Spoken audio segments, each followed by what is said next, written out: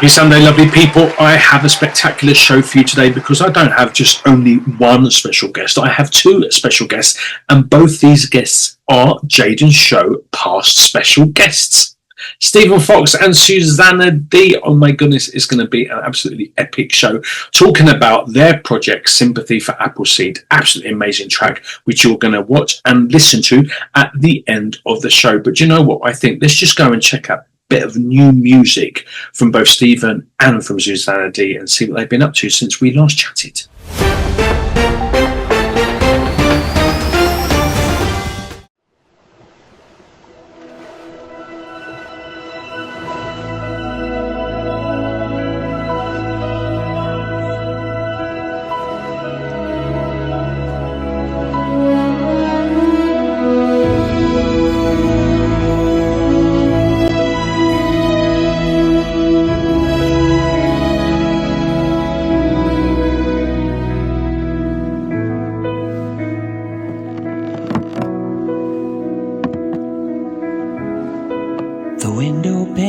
Dark and cold,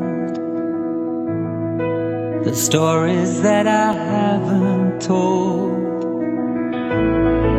I watch the world spin round and round, but my own feet won't leave the ground.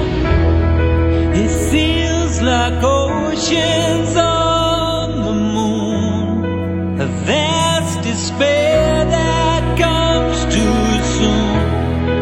When I cannot understand, living life is out of hand. I watch the brave ones chase the sun. Fear keeps me where I've begun.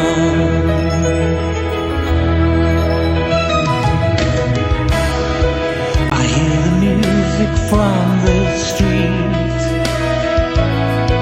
the steady rhythm of their feet. They walk with purpose, strong and bright. They dive into the blinding light. I see their joy, their stars align, but peace is something I can't find.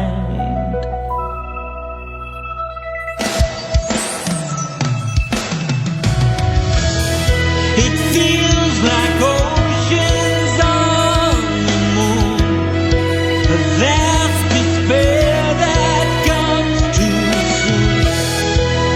When I cannot understand, living life is out of hand. I watch the brave ones chase the sun, but fear keeps me where I've begun.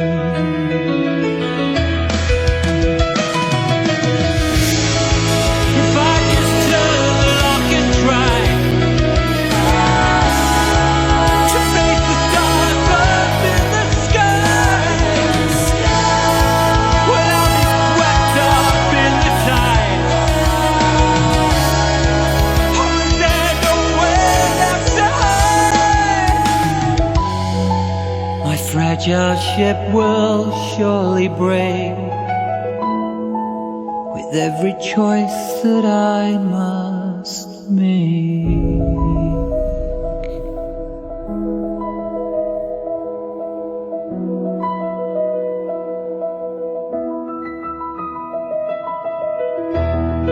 It feels like oceans on the moon, a vast despair that comes too soon. When I cannot understand, living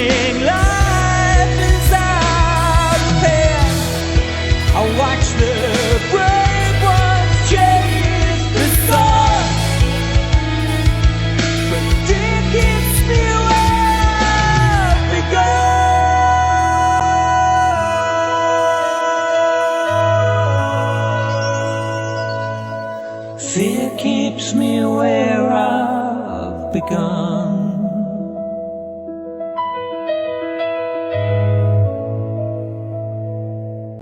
Fear keeps me where I've begun.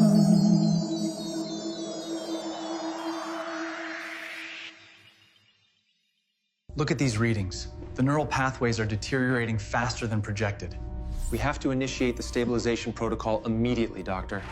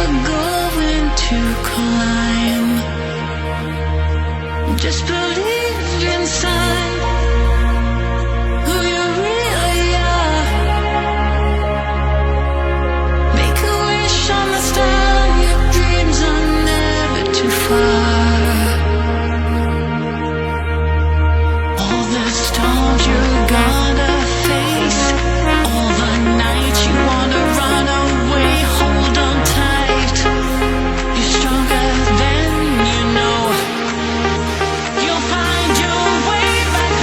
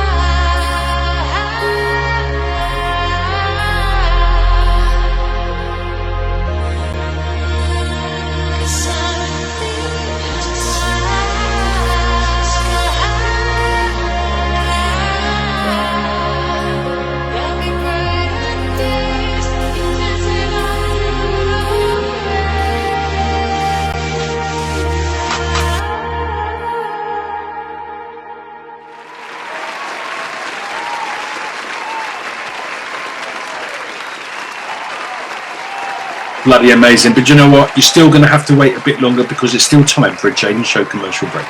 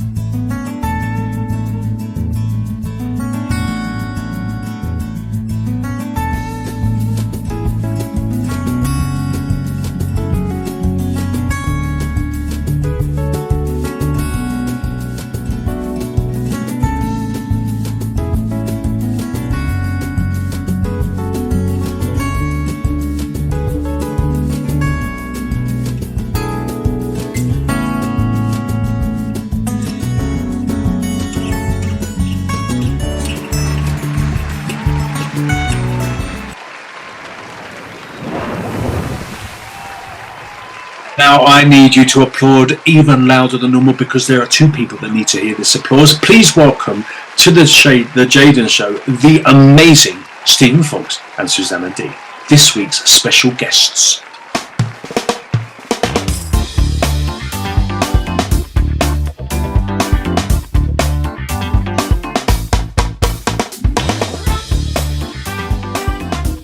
When shall we three meet again in thunder, lightning, or in rain? Stephen Fox, Suzanna Dee, welcome back to the Jaden Show. Do you know how lovely it is to see you both, and together this time? And you too, as well. I haven't seen you for ages, so it's good to have a catch up. And Stephen, I've not seen you since this year. Have I seen you this year? No, I don't think so. Oh. When did we film the video? Like last year? May last year. Yeah, it was May last year. So yeah, I haven't seen you since May, and we only live like an hour away. So we're terrible. I'm 12 hours from you, so I've got my excuse. I'm doing all right. Ain't no shame over here. Bills and everything else to go with it. So I'd like to talk, firstly, obviously, you've both been on the show as individual artists before. Today we're going to talk about Sympathy for Appleseed, which is bloody wonderful. Like, the video is incredible. We're going to show that at the end of the show. But I want to catch up with both of you and find out what has been going on, because I know, Stephen, you've been like crazy busy with Dollar and Teresa. And Susanna, you just had a new single out as well. So fill me in, kids. Oh, where do we start? Stephen, do you want to go about how Appleseed came around? Because, yeah. I mean, like, starting with Appleseed, I love how we're shortening it now to Appleseed. That's what we've always called it in chats, isn't it? Appleseed. Yeah. Exactly. Sympathy for Appleseed. That was a song that I wrote in the very late 90s. And it was after my band was managed by David Arden, who was Sharon Osbourne's brother.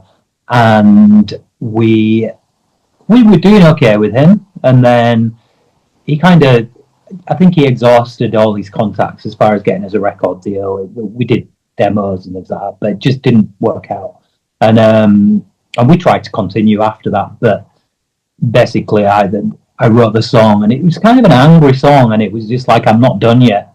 That's kind of the sentiment of the song. It's like, I'm getting older. All of my friends are moving on with their life, and I'm kind of stuck with this idea that I want to be something different. I want to be. It wasn't about being famous. It's not about that, but it was about wanting to be a singer, wanting to be a songwriter, wanting to be a creative. And that's basically what the song was about. And it's just stuck with me for years.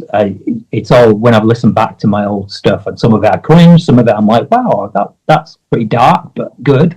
But that song, it always felt like it needed just like a new lease of life kind of thing. And so, cutting a very long story short, I met Jake Tilley on the Dollar tour. He was a bass player and backing singer, absolutely amazing guy. And he does production. And so I just said to him, would you produce this song? And he loved it. So it took him a long time to produce it.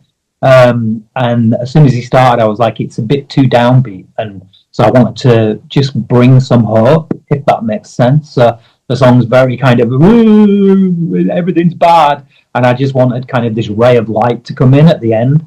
And I likened it, not that the song is anything like it, but a little bit like Take That and Lulu. Oh, you know, where she like just fire. powers in at the end. Yeah, and there was nobody else for me. It was always going to be Suzanna Dee. I mean, I know loads of female singers, famous and not famous, but I just knew that for personal reasons it needed to be Suzanna, but then just for talent, because her voice is second to none. Yeah. And so I asked her, and she said yes, of course. And yeah, and she just came to the studio, and we had a laugh. It was fun in the studio, and then she came to film the video, and we did that, and then yeah, it's taken a while since we did it all. So it's actually the first thing that I recorded, but then I released a song before that one, so it was kind of a weird order. And I think partly, if I'm honest, that was because it was just before Christmas. I released my first solo single ever, and that was called Oceans on the Moon. And there were two reasons, and that one of them was because I didn't think Sympathy was going to really be a good song around Christmas, or Appleseed, whatever we're calling it. And so I wanted to leave it until after Christmas, but and I thought Oceans on the Moon was a better fit. But then the main reason, I think, really was that I think if I was going to do a first solo single, it kind of needed to be solo, because if I have somebody singing with me, then it's just like either Bucks Fizz or Dollar or something. Do you know what I mean? So I thought it was important to differentiate between me with somebody, and but so happy that Sue did it. So that's my story of Appleseed.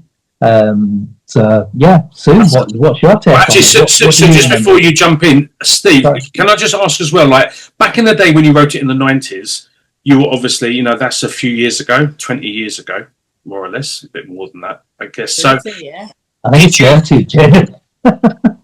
Did you? But you wrote it though. Did you write it?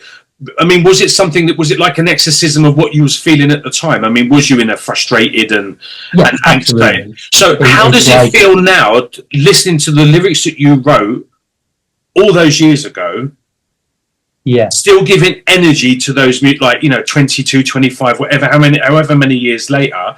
How did it feel when you kind of listened to the product? You listened to the song which you released with Sue, doing her thing, and the whole new vibe of that. Did you feel the same frustration that you wrote it with, or was you like, nah, man, a lot's happened. Things have really progressed since then. I mean, how did you? Oh no, it's not the same, because I think I was late 20s when I wrote it, or maybe early 30s, and I've still got the drive to kind of be a creative, whether that's music, writing, performing, video work, but I don't have the thing that, and it's good, it's a really good positive thing, but I don't have the kind of desperation or the need for validation. It's like I know why I'm doing it now. And back then I didn't. So back then it was all about, I need people to understand me, and now thankfully, so many people love what I do. That's through Bucks Fizz or through Dollar, or even band fans of the band before I even was in Bucks Fizz. But now it's a different feeling, because I don't have that anxiety with it. It comes. I work at my own pace. I'm putting things out. And it's great to say that I make the decisions. Yeah. So it's like I'll be like, no, this is what I want, and people will either like it or they won't like it. But I'd love people to like it, but it can't matter to me, and I guess it doesn't matter to me because it's if you're an artist, and I class myself as an artist, I guess, because anybody who's been a creative is an artist. No, you're an artist, absolutely. Then you've got to stop caring, and that's I think I could be wrong, but I think that's when you do your best work, when you stop caring and you stop doing things for other people, and you're like, I want to do this, and you do it and you create it. And the trick is putting it out, and me and Sue have talked about this a lot because I am terrible at promotion. I don't like self-promotion. I don't like to say, go and buy my single, go look at my video. I love doing it, I love making it, but my life is fraught with a million things that I've always succeeded in ending. So I always complete the thing, but then I'll just put it out half-assed and not do anything. I'll just move on to the next thing. And Sue's like, you can't do that. You've got to promote properly. You've got to learn how to promote. Nobody likes it, but you've got to do it. And I'm trying. I still don't know what I'm doing. Mate, I've got total respect for you, to be fair, because like for me, it's just like I'm doing my music, but I'm also writing books as well, and I'm sharing every day. Do I have time to sit 3 hours and do like a tutorial on algorithms? No, and I probably wouldn't understand it if I did it, because it would be. And it's like your half-assed attempt at promotion is probably a really big, huge ass attempt at promotion. But in the world of like technological people and people in their bloody 18s who just have been brought up with bloody TikTok, it's just it's impossible, mate. It's so something before you bring Sue into this, because I'd love to know her take on kind of everything I've said. But what me and Sue actually had a conversation the other day, and I was saying that it does make me smile a little bit when people are obsessed with the amount of likes and views and things like that, because it's like now if you've got 200-300 or even 1,000 views, it's classed as not that many. And I'm like, what kind of a world do we live in where 1,000 people liking or watching my videos is not good? Yeah. It's like, when did we have to get 500,000 views as an unknown, unsigned artist? Having 1,000 people like my work, that's a gig. That's like a really good full gig, So, or if you're translating it to album sales, it's like 10 grand. Well, I'll spend a year writing an album and get 10 grand at the end of it. It's it just, this idea and this obsession with getting 22,000 followers, and the first thing people do is like, oh, how many followers have you got, and things like that. And it's like, I don't know, and I don't care. It's like, people will either follow me because they like what I do or they won't. But as soon as you get into that whole how many likes, how many followers, it's a horrible. No, you'll be a mess, mate. You'll be a mess, and you can't be creative. It's a horrible place to be. Just make your stuff, put it out, see what happens, and then I don't even look at views build anymore. it, and they will come, right? But I remember I released a single about 3 years ago. It was a really good single, like reggaeton, dembo, pop thing. And there were 4 record labels really interested in that, and they said, we love your music. One said, we don't like the hi-hat, can you change it? We went, no, you can change it if you sign us. And then another one basically said, we really love you and we think everything you're doing is great, but you don't have enough YouTube followers. I'm like, okay, but then promote me, I'll get more. Nah, you've got to come with them. So but you'll see a handsome lad in a semi and speedos with a 6-pack miming to Doja Cat, and he's got 24,000 followers. It's crazy. I'm going to have to start getting my little ass down the cheek. I have to say that is, because she just laughed when she saw the video. She was like, oh my God. She was like, you're going to have so many gay guys after you. And the funny thing is, there is a reason why I'm supposed to look young in the video, and that will make sense when the other videos come out, because the first 4 are going to be, it's like a quadrilogy, apparently that's what it's called. And so I'm supposed to be young in it. It's not me being there. So you're growing up kind of through the videos, kind of. It will make sense, but part of it was like, well, you know what? If this is like, I look at it as an alter ego kind of character that I created. It's not, I don't actually think I look like that or that is me. And so I'm like, well, damn, if I'm creating this alter ego, it's going to have a hot body. and I'm going to kind of compete with all the, you know, teens who are running around with the shirts off. It's like, well, I can do that because it's You're not bloody right, mate. The joys of AI. I'm going to give myself a 32 Yeah, double D it's great. and a 28 and call myself Deirdre. But look at ABBA. You know, look at, you know, like ABBA when they, you know, they're bringing out their new stuff and it's all kind of, you know, Well, AI that generated. made me laugh, and I have to let you speak to Sue. But they just quickly on the ABBA thing, it makes me laugh because I do get a little bit of pullback on the AI stuff, you know, the video stuff. Oh yeah. And it's just like, oh, you know, we'd prefer to see you in your video and not the AI. And it's just, but then all the same people are going to see ABBA, like the AI show, and it's just, and they love it, and I'm just like, so what's the difference? 'Cause Double they're not dead. standards. Yeah, it's just like it's no different. You know, I have mixed feelings on AI, but overall, I think it's a positive thing. Yeah. I think people will get bored of it, and then it will just start to be used for professional reasons. In the end, I think it's just a novelty at the minute, and people are just going crazy with it. But anyway, speak to Sue about it. I'm going to. Actually, Jaden, Yes. I don't know if you can cut this or whatever, or if people want to see the reality of this kind of thing, but I really need to charge my phone because it's about to die. Okay, you charge your phone when I'm So if you chatting want to to speak Sue. to Sue, and I'll just put my charger in. Yeah, of course we do. Does that work? We're very authentic here. There's no TikTok craze here. Cool. Ask Sue some questions. Tell me. So we know that obviously you two have been friends because we've talked about it in both of your, you know, your Jaden Show episodes as well. But like, what was it like to get that call saying, "I just want you"? Well, to be fair, Stephen and I have known it. Well, he's known me since I was born. I know that people say I've known you all my life. Literally, has known me all my life. We were next door neighbour, but one kids. We were brought up in the same street. There was only 7 houses, and probably 7 children. And he was in the bracket of the older kids, and I was in the younger bracket where I was just doing my own little daydreamy thing, and yeah. So I'm just giving you a little bit of background. Oh, bring it. All come to light. And I always wanted to sing. I used to go to his mum and dad's house, play the piano really bad when I was about 5, until his parents had a word with my parents and said, "Can you get her out because she cannot play?" Honestly, you know, like in your head, you know that you're playing. And I was obsessed with piano. So anyway, I don't know how the conversation came about, but Stephen's dad used to be a professional singer, and I think there was a conversation that he'd had with his dad, and he said that I really want to sing. And he didn't say, "Can you learn me how to sing?" I think I don't know how the conversation went, but I taught him how to play Hello by Lionel Richie.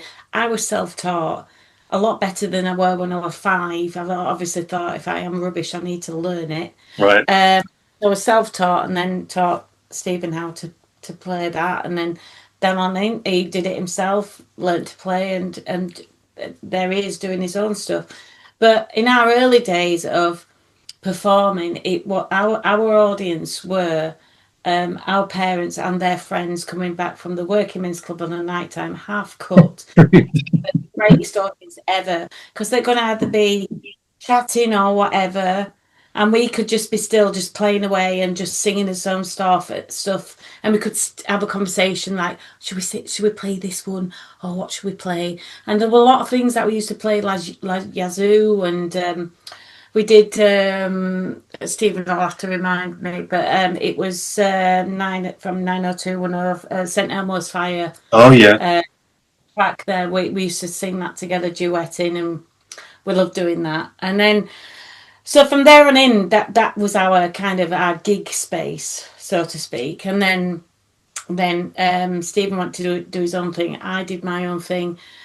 My mum and his mum used to communicate, "How's your Stephen doing? How's your Sue doing?" You know, and it was like, but you know, we were just completely in the same street, but completely different careers. So anyway, we'd sometimes hit and miss as to when we were going to perform together. We actually grouped back together and did some performing together whilst Stephen was doing in between. Whilst I was doing other things, but But when he asked me to record with him on Appleseed, it was quite an honour, really, because I think, you know, where he was saying about the direction of what he wants to do with the song, he said, I really need that uplifting, is what he's already said, that uplifting, probably angelic, kind of ethereal punch in the face as to what this message is trying to portray. And to be honest, if you haven't watched the video, I would do, because I was like so mesmerised by the video. I was going, oh wow. I just watched it again before chatting to you guys. I was just like, oh my God. Yeah, it really is super cool.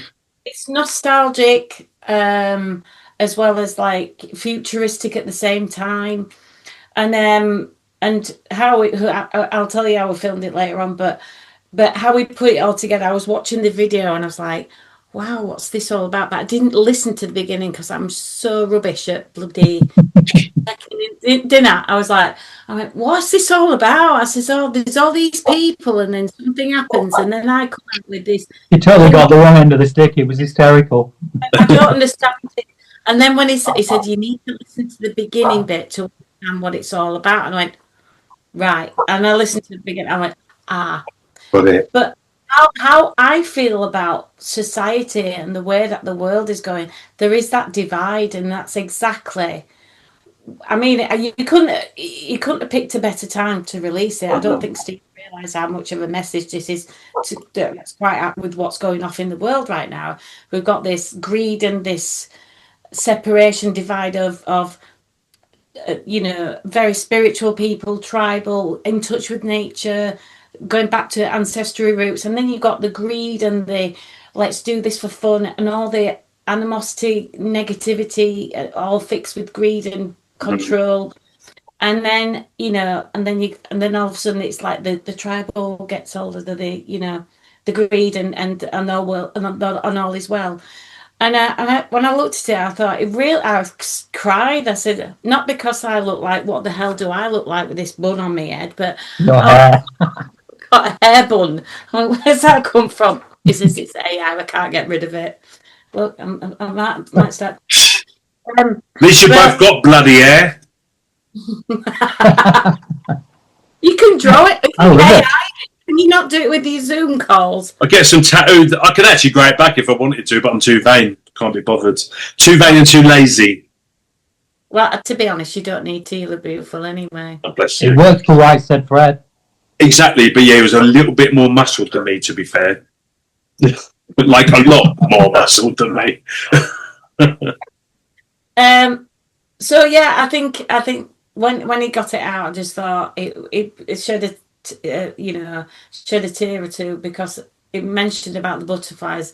Butterflies like my spiritual autonomy. Like your totem animal. Thank you. Yeah, my totem animal, and it was my mum's, and it so was Stephen's dad. So that was like kind of a nice tribute to his dad. But you know, in essence, and I thought the butterfly thing, it was just all of it was beautiful. So if you haven't watched it, please do. But yeah, we had such fun recording it, and videoing it was like, what is this? I wanted to like pretend this is this. It was like a half green screen, half don't stand on that because you'll blow up. But it was just, you know, it was Stephen. She came to the studio. It was so funny, and I pulled like loads of I got loads of real branches of trees, and then attached all these flowers to it to have it behind her. And honestly, the things I do, I'm crazy, but I love it. I just love the that creation. Yeah. Oh, there you go. She's got the little thing.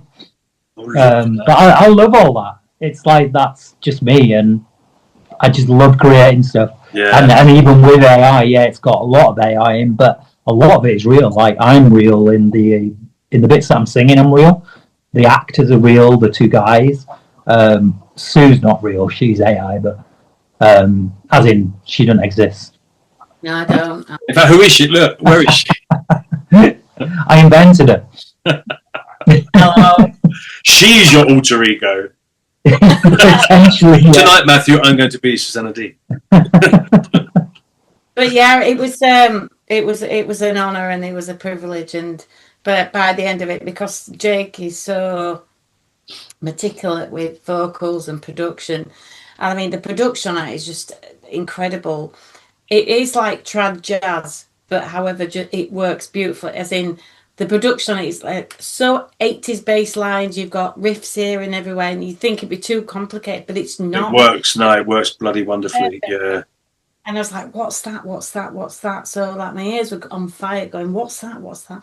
So it was very meticulous with the backing vocals. So, you know, it all worked together, and it's really, really beautiful. And I said to Stephen, you should be proud of yourself for doing it. And I'm sure your dad will be proud as well. And but yeah, going back to what you were saying about the promotion and stuff like that, to be fair, I mean, this industry at the moment is screwed.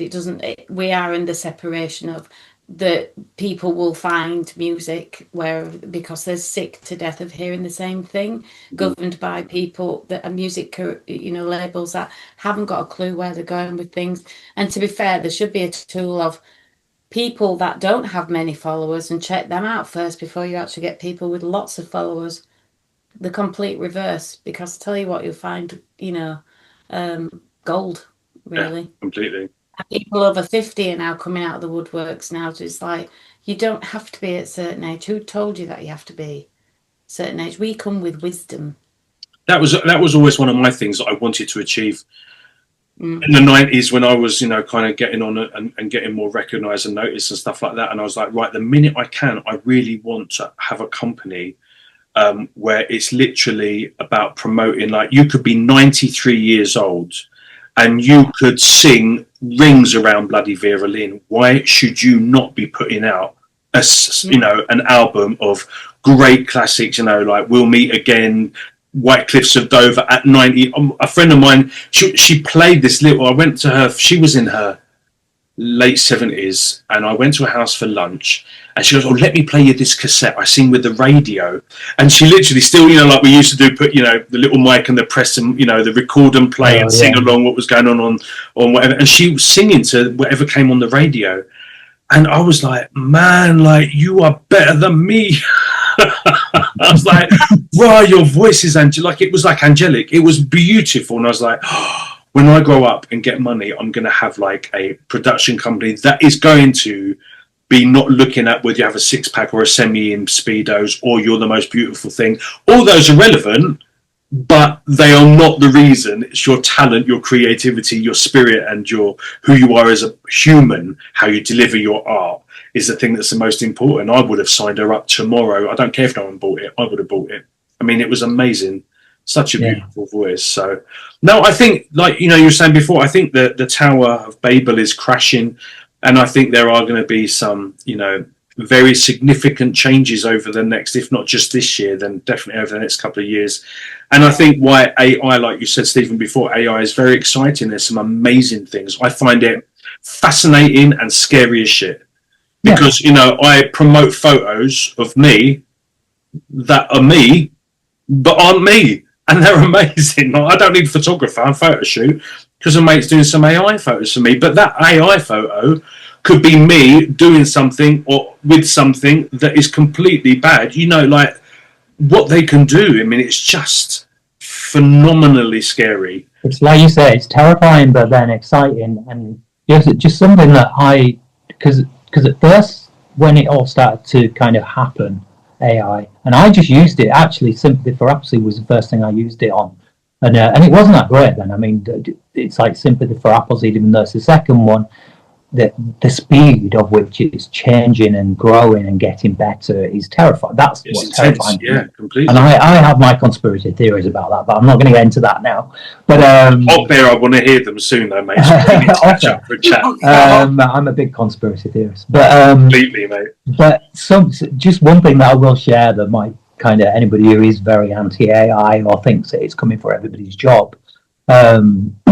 So just good. I mean, obviously it's in all areas, but with photography, I was watching a video of a photographer, a very successful photographer, and he was saying, he said, it's going to affect my work, and I'm going to have to change how I work because people don't need like if they're taking a picture of a product, for instance, it's so easy to do that now. You know, people is still quite difficult to get right.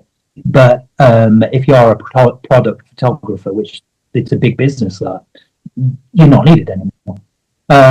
And what he said was, everybody's up in arms, and photographers are all like, you know, this AI is rubbish and it's stealing our jobs and everything. And he said, but going back to before airbrushing was digital, there used to be people hired. So in like the 40s, 50s, 60s, I think even 70s, and maybe even 80s. So a photographer would take a picture of a pop star or whatever, and then that would be sent to a professional airbrusher who would literally paint onto that picture to clear up any imperfections and make it look perfect. And then when photographers could do it themselves and they could edit their own pictures, those jobs went. And did the photographers jump in and say, you know, we can't do this because we've got to protect the airbrushes? No, they didn't care. They're like, cool, it's cheaper now, I can do it myself. And now models are like, oh, I don't need to hire a photographer because I can just take a picture with my iPhone and then say, put me on a beach in Marbella in this dress, and they've got a portfolio. And it's not quite there yet, if I'm honest. Some people think it is, but it's not. But it will get there. And the point is, people need to retool. People need to be like, well, this is here. It's not going anywhere. You know, people can scream and fight, and it's not going anywhere. And this is what I've said to everybody who I know. It's like, I'm not ashamed to use AI because everybody's going to have to retool.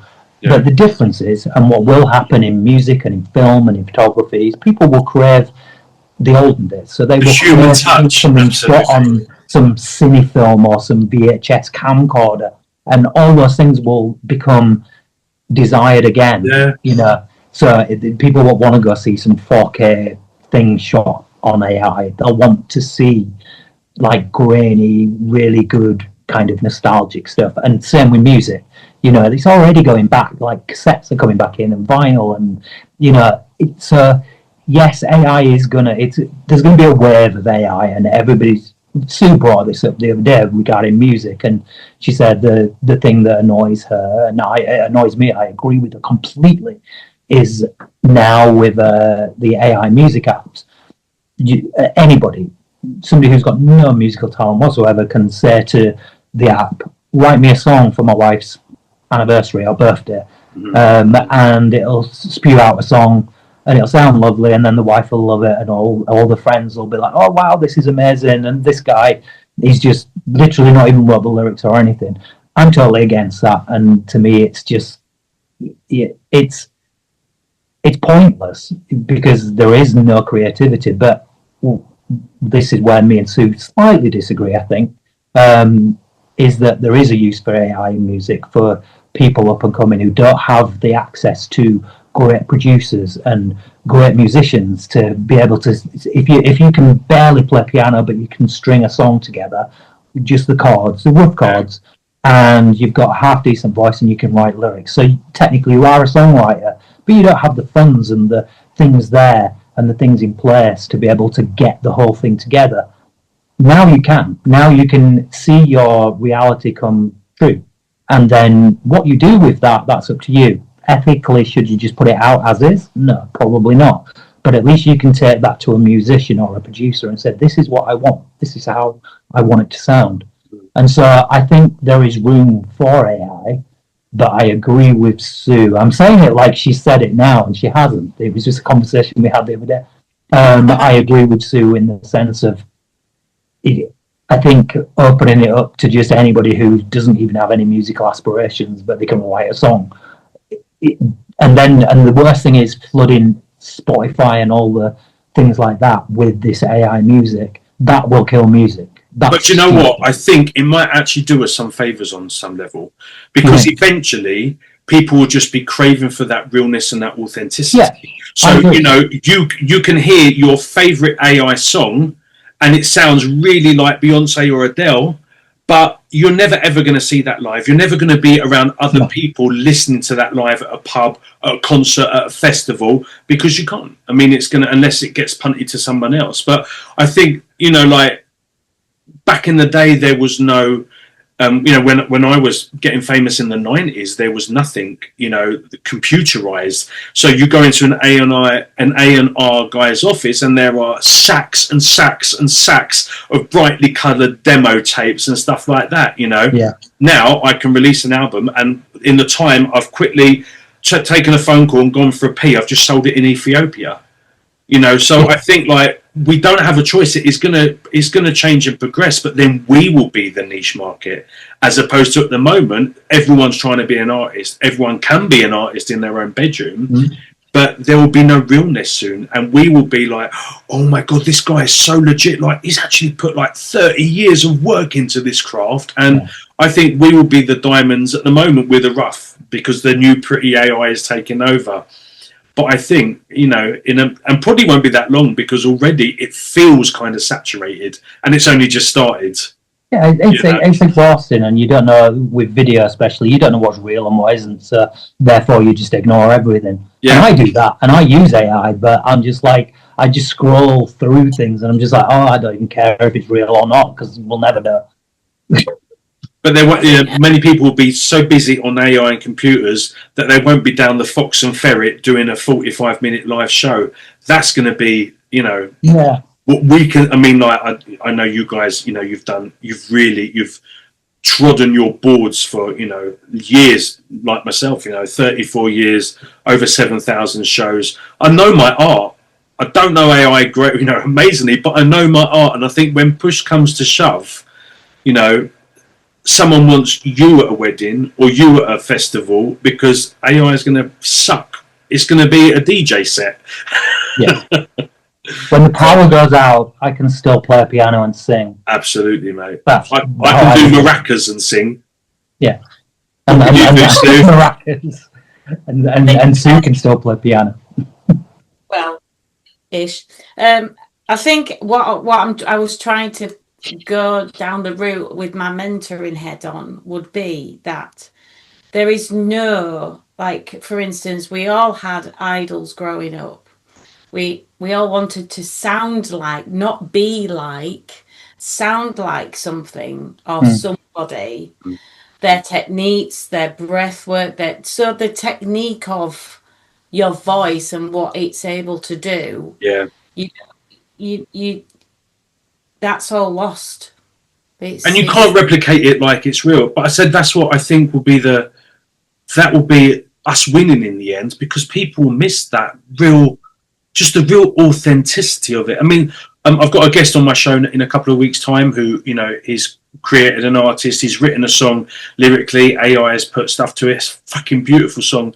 Absolutely beautiful vocal, all AI generated. Great track, like really lovely track. I was like, punt it to me, mate. I would love to do that. But but I just think at the end of, I mean, like when Amy Winehouse first started getting big, everyone started singing and sounding like her. Same with Adele, same with Duffy. Yeah. Everyone was kind of varying versions of the same ilk to me, and it all became very boring. It's just like, oh my god, you just sound like her. I mean, you got a great voice, lovely, but you just sound like her. And actually, like, she'd done it like her because she was her. So I didn't. It kind of all of a sudden it just gets boring and stayed and loses its magic. Like Sue, like you just said, like back in the day, we had idols. Like, I don't know any idols now, and the idols that are now are all falling under the corruption and deceit of stardom and Hollywood and stuff. But we don't have idols anymore, and I think we need that distraction, that magic, that's something to live up to, that's something to steer towards. And you won't have that on AI, but you'll have that with you guys still. I think the other thing, if like with photographers and with any business, they have a legislation, whereas the music industry doesn't and has never had any legislation. So even like with copywriting law, publishing laws, everything else, you'd have to fight for everything. For instance, I tried to put my own song on SoundCloud, the mastered version, and I got rejected. How does that work? So what I'm saying to you is that there should be something for AI that you have to declare as to how much percentage of the work of whatever you've done. You have to state that my vocals were AI, this is whatever from this. You have to declare it. Do you not have to do that then? There is I think there is something. Because I know I'm doing an animated thing for my book and releasing my books on Amazon. All of my I can't draw for peanuts, so all of my characters are AI one-off generated animations, and then but I had to log that, or I had to be logged through my publisher with Amazon to say this was created by this was created by Canva. What would be amazing is all the AI generated stuff, the money didn't go back to the artist but went to bloody international charities. That would be super cool. Oh, that'd be amazing. That would bloody level the playing field out a little bit. At least it was bringing some good to something. People won't become millionaires for chatting into ChatGPT. Yeah, absolutely. And I think it's just that there is a legislation that it's there's an EU AI ISO standard which has to stipulate that you have any businesses. However, the music business is a different kettle of fish. There is no there is nothing. PRS are still struggling now to know what to do with AI. And, this is what BBC Introducing put out as their track of the month in AI. They didn't even know. Wow. This is the big organisation. Because if they'd said, or if the artist has said, this is an AI generated artist or whatever, visually you could probably see that. But hearing it, that it's getting more intelligent, you wouldn't know.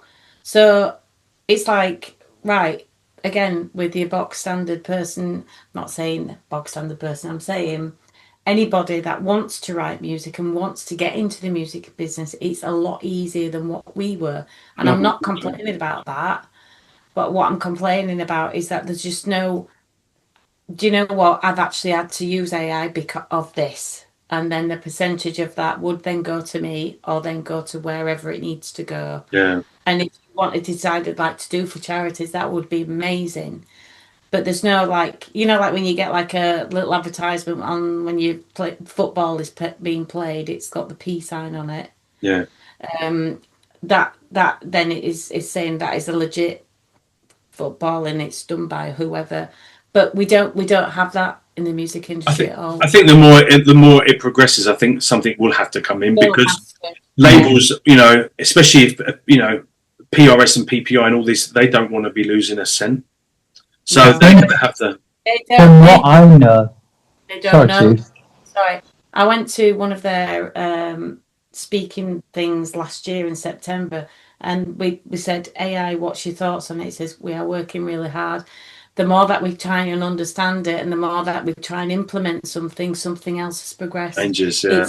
It's evolving all the time, so it's difficult to even do it like, right, you have to do it this, because then next week it'll change. So it's so, yeah, out of it's control. difficult. But you know what? Record companies are caning that money. Like what I said. Like I released a song. It was really great. A record company in the States really liked it. But can you change the hi-hat? Record companies are pretty much doing nothing to promote artists. I mean, if it's little independent, but like a lot of the big ones, it's like you have to take everything, put it on the plate, have it gold lined, and then they put it out as theirs, that they've discovered this artist. You've been working for 30 years at a time, so really I don't see it on some levels being any worse than that, to be fair. I think it's I think everything has to be managed fairly and correctly, but I think that goes across the board from not only AI, but the major labels, like everything. What we're getting to know as a species of sentient beings now is that everything is pretty much unfair and unjust and built on not many ethics. So I think it's now time that an AI might be able to support ethical people to create something that is actually not only inspirational in a creative fashion, but is actually really edifying and productive to up and coming artists, and are only using their own ability but also using current technology as well. And I think things like Discord, like you, it's Stephen. Is that where yours is being? Where's yours being? Disco? Is it Discord Kit? Where's it being released on? Which? Oh, wait, what? Which one? Which platform have you used to release it on your own? Oh, it's a DistroKid, yeah. DistroKid. See, things like that are brilliant because you're able to do it all on your own, all the control. You can say when it's getting released, everything else. Because you've inspired me, Stephen, to do my own stuff now. Because I just think to myself, I'm just done with labels and even like my new single, I gave it to the record label. They'd never used it. Yeah, You know, and that's the thing, Sue, because I think that's the point where I got kind of disillusioned because I'm tired of putting so much work into other people's projects. And pockets. And I'm like, why do I never do all this work for me? You know, and it might sound selfish, but oh my God, the work I've done for other people for the last 30 years and barely seen any money and but the work I've put in has been phenomenal. Mm-hmm. And I'm like, I'm done with that. It's like I'm doing my stuff.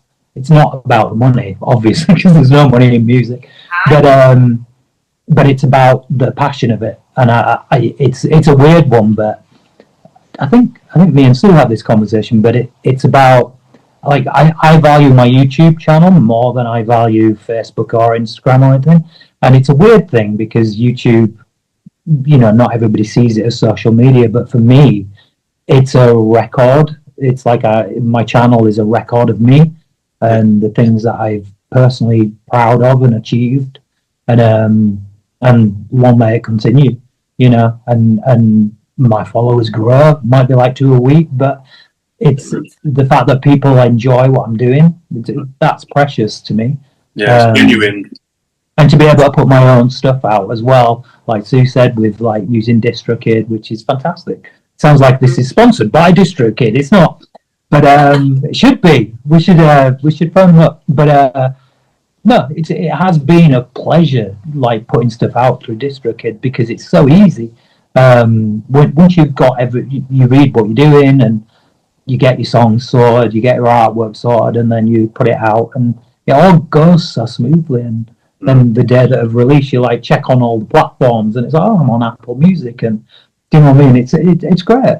It's fantastic, and you know, I know it's been around for ages. It's like I'm just discovering it because I'm an old man, but it's, you know, the fact that is available I wish that had been available in the 90s when I was trying to do it. Do you know what I mean? Ours was just pressing CDs for ridiculous amounts of money, and then you would just sell them at gigs. Yeah.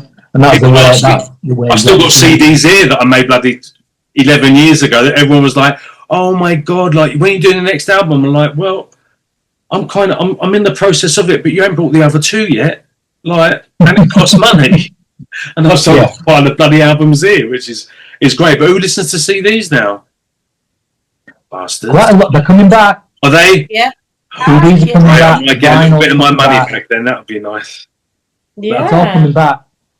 So let me ask you, kids. This has obviously gone fantastically well. The video, the music, very anthemic. Absolutely loving it. Future collaborations, kids?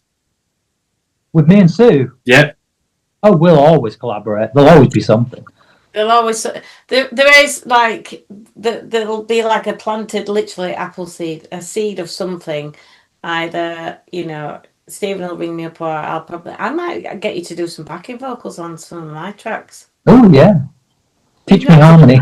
Yeah.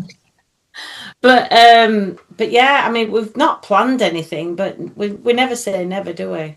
No, I mean, it's like I when I was getting my charger, I don't know whether you mentioned about the gig we did for Jay Aston.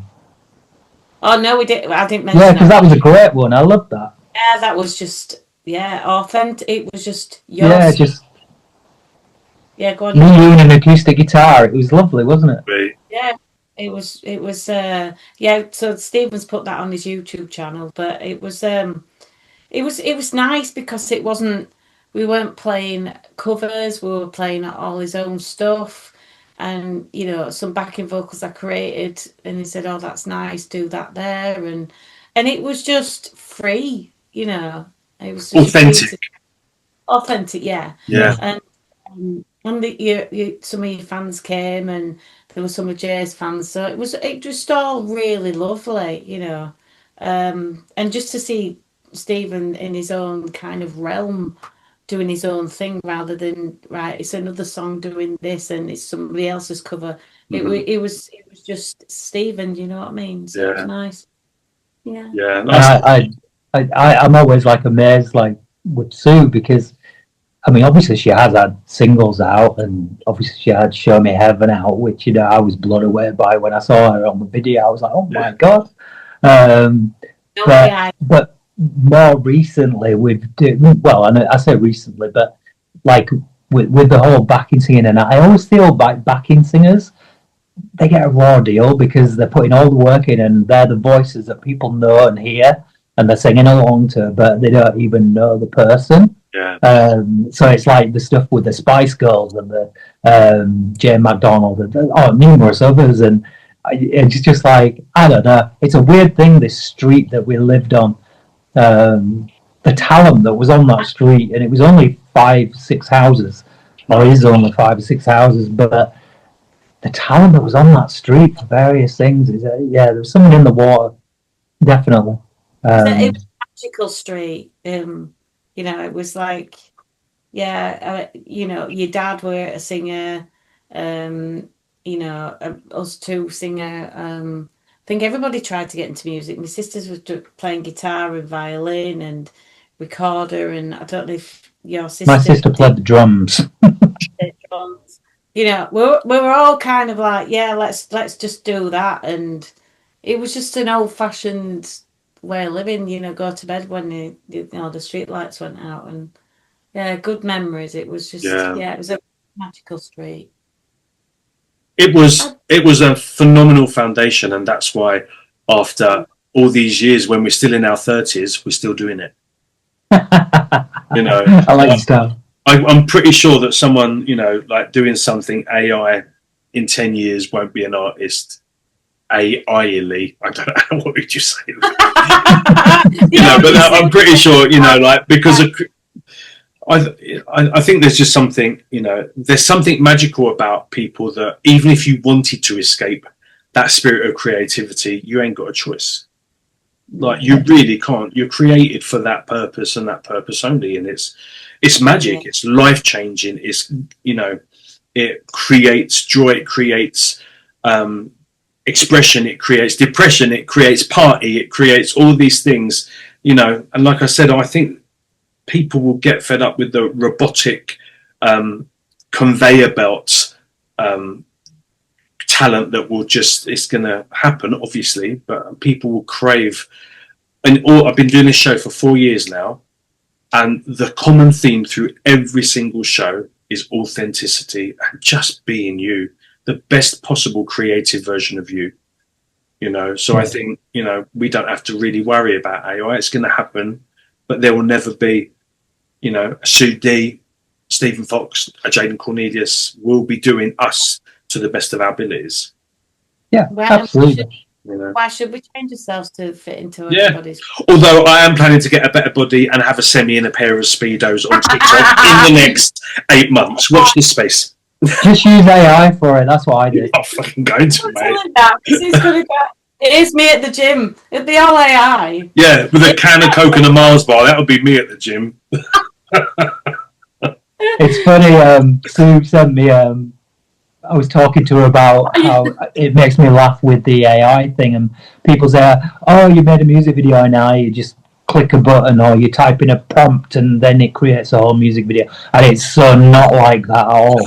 Anybody who's used it will know how hard it is. And then Sue sent me a meme of somebody trying to do an advert for something. I think it was Coke, with AI models. And it's too hard to explain, but anybody should just go and look at it. But I was creased up laughing because it's so funny and so outrageous, but it's spot on, absolutely spot on. Because you'll probably spend more, I would say, creating a music video with AI takes longer than if you just got people. You know, but obviously I don't have the budget to build a domed city in the middle of the desert and have hundreds of extras and explosions. Yeah. But it would be, if I had the money, it would be quicker to film it than create the scenes on AI. Yeah, you know, it's not easy. It's not easy at all. There's a skill and to it's a creative talent. I can't. I mean, I'm not that talented, and I'm just jealous of AI because I really would love to do it, but I'm just really not. I'm pretty inept when it comes to technology. I'm going to teach you how to use AI. Video. Yeah, let's do this. We'll do a course. We should do right, because I know me and Sue were talking about it on her show as well, and we were going to do bloody Barbara Streisand and Judy Garland. I think we were going to do stuff. We were doing that, weren't we? I think we need to step up in 2026. We need to do maybe a bit of a three-way for the kids at home. Okay. And you can teach me anything I need to know about AI with that as well. That would be great. I think we should have a little collaboration. That would be hilariously funny. Absolutely. AI voice with Judy Garland, just sing it and somewhere of the rainbow. But can I just say that where Stephen lies with the technology thing, we did. I mean, Stephen's being a creative production cameraman. Was it 14 you got? Was it 14 you got your first camera? Oh, good. Younger than that. I was about 12. So he'd have this camera and come up with these amazing ideas, and he loved horror films like Halloween and zombie film. Okay. Zombie film. So I must have been at the time about 12. You must have been about 15. Yeah, I was a bit older. We went down to the local woods and he said, it's fine. And I was dressed up, I'm not kidding, paled up with all this blood coming off. And just, I don't know, was it your mum's clothes ripped up? Probably, yeah. Yeah, and with a wig on. And I'd like stuff stuck in my hair going down a main street down to the woods. And I had to come out of gravel and stuff. And it made these like really nice. Do remember, I actually buried you. I took a shovel down. I mean, if anybody was watching that, I went down to the woods with a shovel and I dug a hole for you to get into, and I had a tombstone made out of cardboard. I put that, and then you had to, and I buried you, and you came out through the ground. The things you do for friends, we do things for one another, you know what I mean? So he started off with that, and we've done a music video. We've done a music video for a song that I'd done at school called Now and Forever, and I had to chuck one of your friends in the stream down the same woods, and it was just.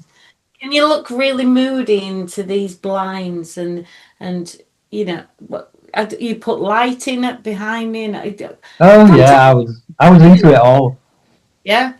The age of you've got a camera at 12, but you kind of like, well, there's certain effects on the camera I can do with this, and so it's been singing and well, not dancing, but that's the one thing that's escaped me. Oh no, so dancing, yeah.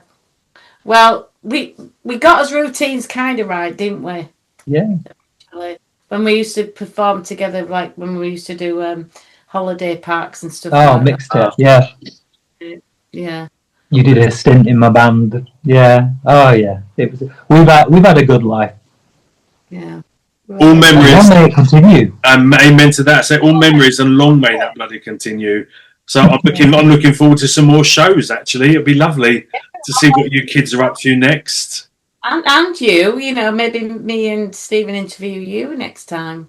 Yeah, you know where I am. I'm in a mountain in Mexico with me animals, so I'm always pretty much available. I'll come to Mexico. Yeah, do it. Actually, both come out. All these supposed to be getting fit, both of you, and you know, doing this Judy Garland thing, whatever. What's that? He said he's going to teach how to do AI, but also like you're going to be getting fit and stuff, and you know. There's 24 hours in a day. We're creatives. We don't always need to sleep. Nah, So sleep's for losers. sleep's for wimps. Yeah. And you do that in the long ass periods when you're not being creative. But one thing I will say before we finish is not to bring it down at the end, but my dad died last year, and that was kind of a big deal for me. And before he died, he actually not like literally while he was dying, but it was like a month or so before, and we were talking about music, and he just said to me that I needed to get he said, you just do so much work for other people, and he said, you've written some fantastic songs in your life. I mean, my dad was my biggest fan, and he was like, and nobody ever hears them, so I want you to get them out. And so I'm doing it for my dad, really. I'm doing it for me, but I kind of promised him that I would. And so my aim is to do an album, and I want it out this year. I mean, there could be a conflict because we're doing a dollar album at the same time. So obviously I'm not going to put it out because dollar needs to take priority, but I wouldn't put it out at the same time. But once I get a feel for when the dollar album will come out, then I'll kind of schedule mine around that. But what I was going to say was I'd really like to do some live shows. Obviously it's whether it's financially viable. So hopefully enough people would want to come and see me, and I'd kind of like to do a show kind of up north, and then one probably in London or something, and then maybe one further up north in Scotland or something. And I'd love to have Sue with me on that. So I'll be there. Even if Let me know when you're doing your London one in advance. If I can get out, I can coincide seeing my mother and coming to see you two at a gig. That would be bloody amazing. I will let you know. Because you let a brother know. universe, shall we? Huh? Let's put it out to the universe, shall Absolutely, yeah, absolutely. Yeah. Absolutely, let's do it. So let's quickly go back to Sympathy for Appleseed. Firstly, I just want to know quickly why the title. Really interesting title.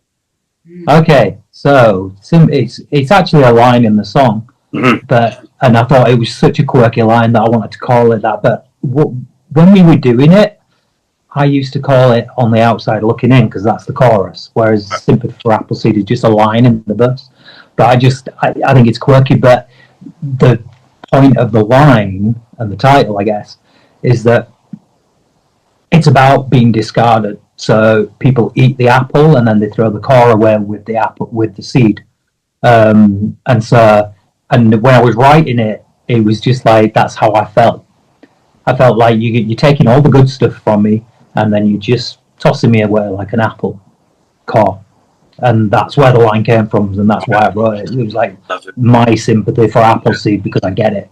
I get that you're like you created the whole apple, and then you're just discarded because you're not wanted. And actually, the seed is the source of creation.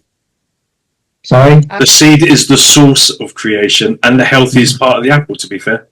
Yeah. So, quite interesting. Okay, where's it available? Because it's out. Where can people pick it up? In all platforms, yeah?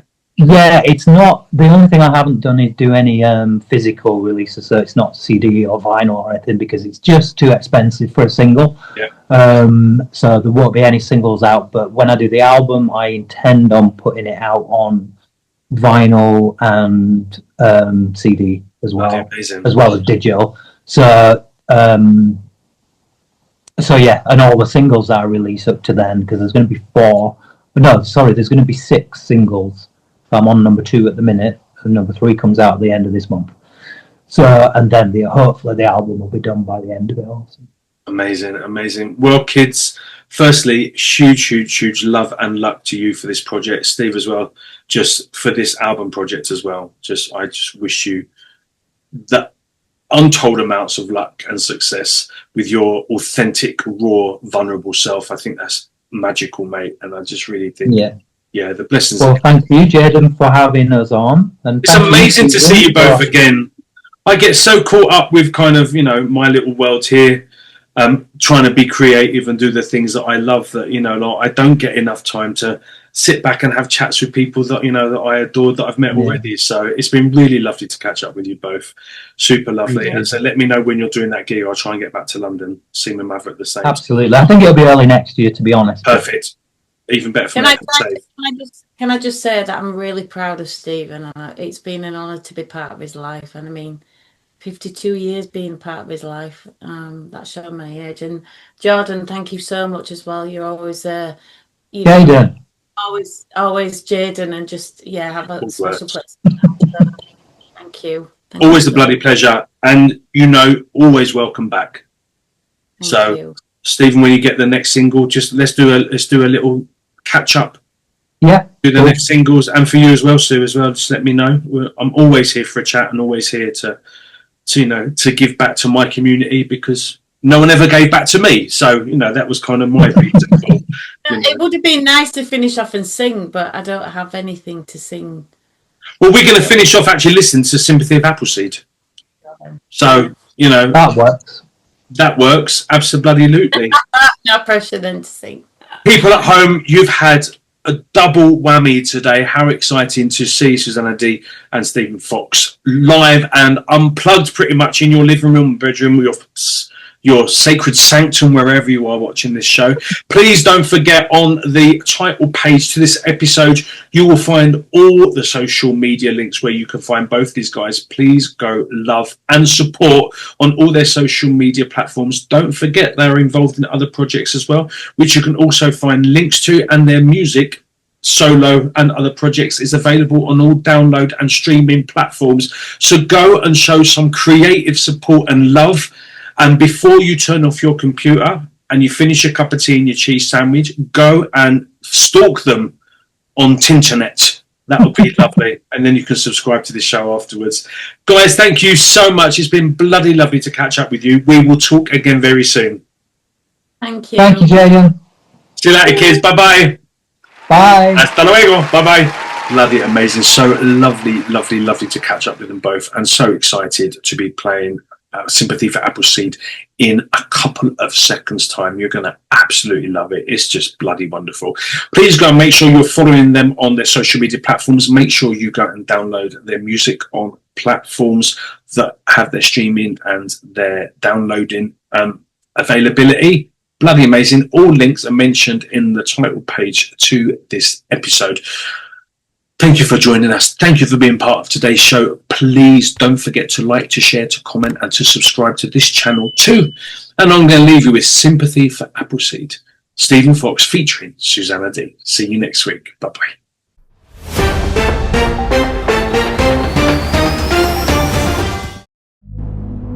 Sometime in the not-too-distant future, the people of planet Earth have been forced to live within cities under enormous glass domes. Told the outside world is poisonous, most live a life of pleasure and accept their reality. Others, however, ask questions and show distrust. These people are confined to solitude in pods, only ever leaving to be forced to fight each other for the entertainment of the other citizens. This is the story of one such city.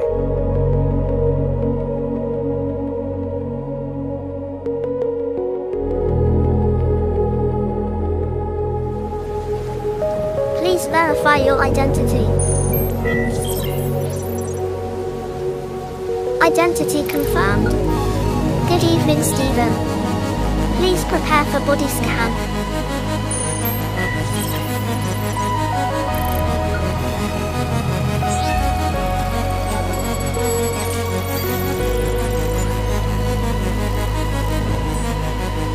Body scan complete. Please continue to viewing gallery. Tonight Daniel will battle Leon in the exciting return of Desert Starvation. As always, the victor will be granted full access to city living. Enjoy the game, Stephen.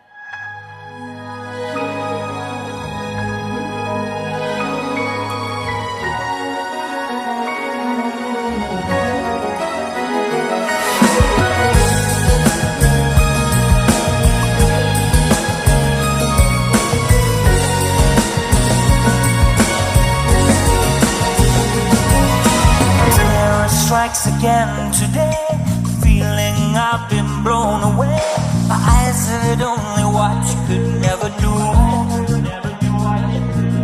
My sympathy for Appleseed is fueled by this feeling of abandonment you never have to feel. I'm lifted by the sight of her. She clings to him like icicles, but I don't like the way they bleed at all. All these years of tragedy and blaming me for this disease. The funny thing, it wasn't me at all.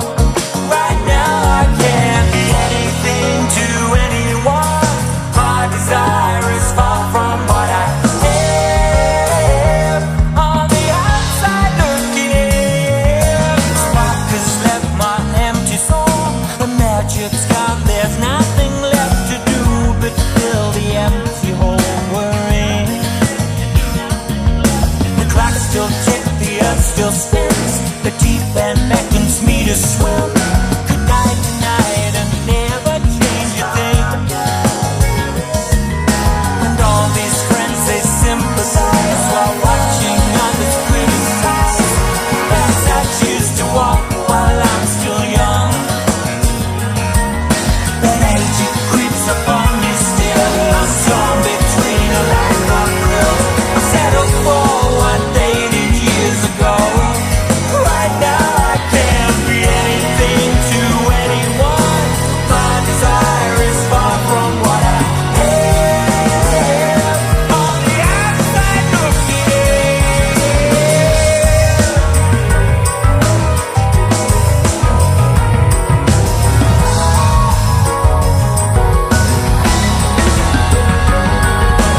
Nothing seems the way it should, but don't give up on all that's good. A sunbeam comes to those who still believe. Stars align behind the haze, brand and scope the brighter days. Stronger now beyond